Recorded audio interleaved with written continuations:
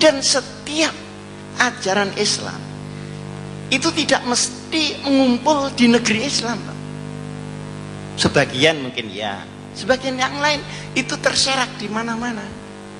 Saya baru dari Taiwan. Di sana itu negaranya ateis, tetapi sangat menjunjung kejujuran. Rombongan saya ketinggalan kopernya di stasiun, diantar ke hotel. Ada teman saya juga yang HP-nya ketinggalan, di taksi kembali, Pak. Ini negara ateis. Jadi barang hilang itu kembali. Nah di Indonesia barang ada hilang. Padahal semuanya bilang la ilaha illallah. Jadi nanti rapot kita itu seperti rapot di universitas begitu, Pak. La ilaha illallah dapat 9, sholat dapat 6, mungkin puasa dapat 3, kejujuran ndok dan sebagainya. Jadi itu rinci begitu. Nah, setiap item berada dimanapun dia akan menumbuhkan kerahmatan di tempat itu, sekalipun tempat itu bukan daerah umat Muhammad Rasulullah. Kita kalau ke Eropa itu tepat waktu. Mungkin bapak-bapak ini sudah pernah keliling dunia. Alhamdulillah saya keliling dunia sudah kemput, Bu. Seluruh negara sudah saya kunjungi kecuali yang belum. Kecuali kan boleh bilang begitu. Kalau di Eropa ketemu nanti di kantor jam 7. Jam 7 kurang 5 menit pintu belum terbuka. Jam 7 pagi pas baru dibuka. Tepat waktu itu kan Islam.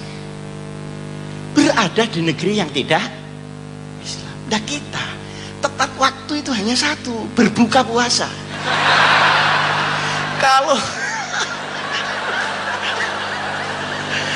ini lihat ketawanya seperti pengalaman ini. Kok bisa kalau rapat tidak tepat kan? Malah kalau janji kepada orang daerah sebelah Afrika sana ruwet tuh. Kalau sudah dia bilang insya Allah itu banyak tidaknya. Kalau bilang bukro besok itu berarti tidak. Loh, kok bisa begitu? Maka al-hikmatu dhalatul mu'min iltaqataha ayyama wajada. Jadi nilai Islam per item itu kadang penuh ada di negeri Islam, kadang di sini cuma separuh, yang sana kececer-kececer. Mungkin di sana kejujuran ada, la ilaha illallah tidak ada. Di sana kejujuran ada, orang semua makan babi. Tapi pada titik kejujuran akan mendapatkan rahmat, pada titik maksiat dia akan mendapatkan kerusakan di dalam umat itu.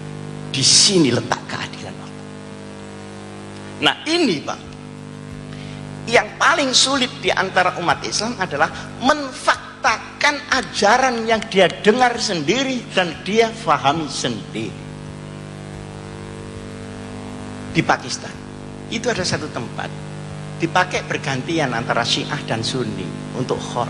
Setiap Sunni di situ dibom oleh yang Syiah, Syiah di situ dibom oleh orang Sunni. Terus bom ini ajaran siapa?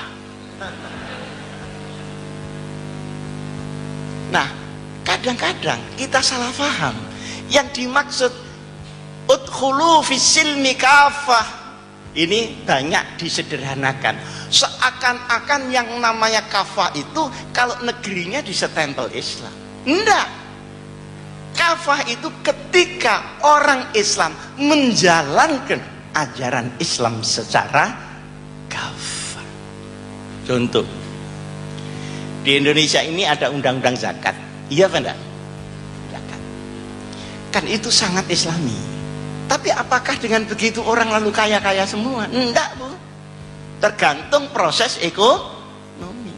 Begitu ada undang-undang zakat diumumkan, diundangkan, saya mengumpulkan orang untuk seminar zakat di Jakarta.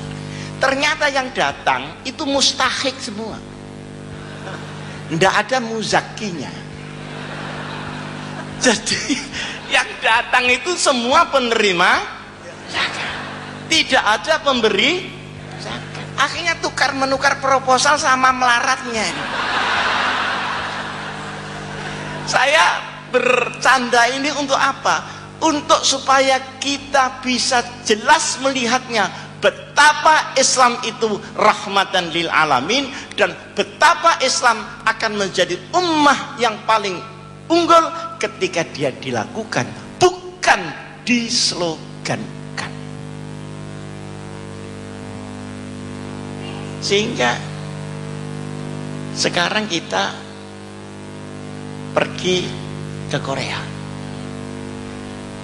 diantar oleh pejabat staf-staf Deplu ke sana kemari, itu dikasih tip, itu enggak mau betul. Jangan Pak, saya sudah digaji oleh negara. Salah saya menerima. Saya paksa Bu, ya saya cuma kopiah sama sarung aja saya kasihkan itu. Enggak mau betul. Kalau Bapak memaksa saya, berarti Bapak mencelakakan saya sampai saya malu Pak. Loh itu kok di Korea Pak? Ya di Surabaya kok enggak begitu. Iki nek gak ngenei medit rencane wong iku. Pahit.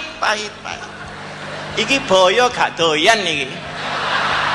Saking pahite wis diuntal dilepe maneh wong iku. Jadi ini bagaimana? Bagaimana ini? Ini satu contoh di sana dan contoh di sini. Untuk kita melihat bagaimana Idul Fitri sebagai kemanusiaan, bukan hanya keislaman, Idul Fitri. Nah, saya di Jakarta, di belakang kantor saya itu ada Jalan Surabaya, jual lampu-lampu antik itu yang tarik-tarik itu. Nah kalau antik harganya mahal Bu, 2,5 juta. Nah kalau yang baru, cetakan baru itu cuma 650. Saya minta yang kuno Pak. Oh iya tinggal satu Pak Haji, panggil saya Pak Haji. Setelah saya lihat, loh ini kan baru ini, tidak kuno ini. Loh Pak ini baru Pak, bukan kuno Pak. Jawabnya dia bagaimana? Bapak ini pembeli kok rewel, sampean biarkan sendiri, lama-lama kuno sendiri.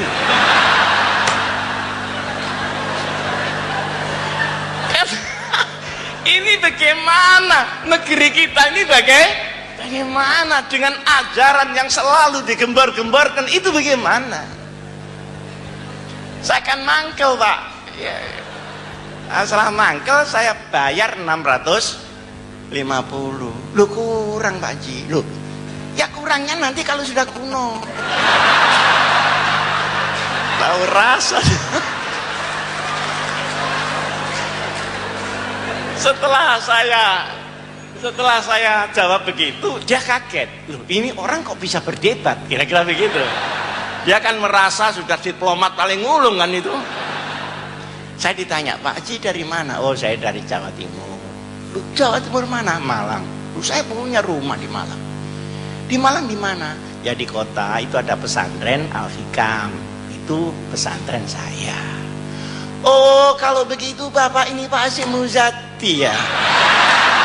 Kok enggak bilang dari tadi Pak Kiai? Aduh saya mohon maaf, jangan sampai saya kualat Pak Haji. Jadi dia itu takut kepada siapa Pak?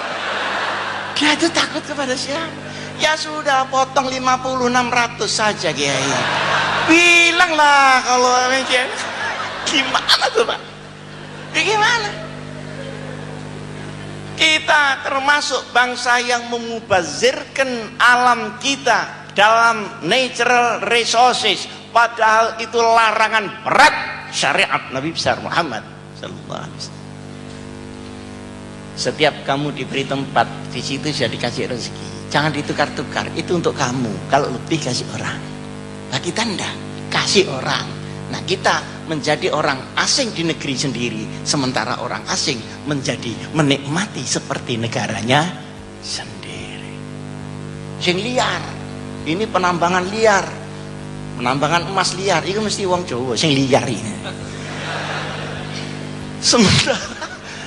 Sementara yang tidak liar ya yang kontrak itu, padahal negara juga tidak dapat apa-apa kecuali komisioner aja. Innal mubazzirina kanu ikhwanas syayatin. Jadi dimensi mubazir itu mulai pribadi sampai keluarga, sampai komunitas, sampai negara. Nah, di dalam otak kita ini penuh ilmu dan kekuatan. Tapi kalau tidak diluruskan dengan hidayah, maka ilmu bisa menjadi mubazir dan ilmu bisa menjadi berbahaya. Tetapi kalau ilmu bersama-sama dengan hidayah Allah, maka ilmu akan menjadi manfaat.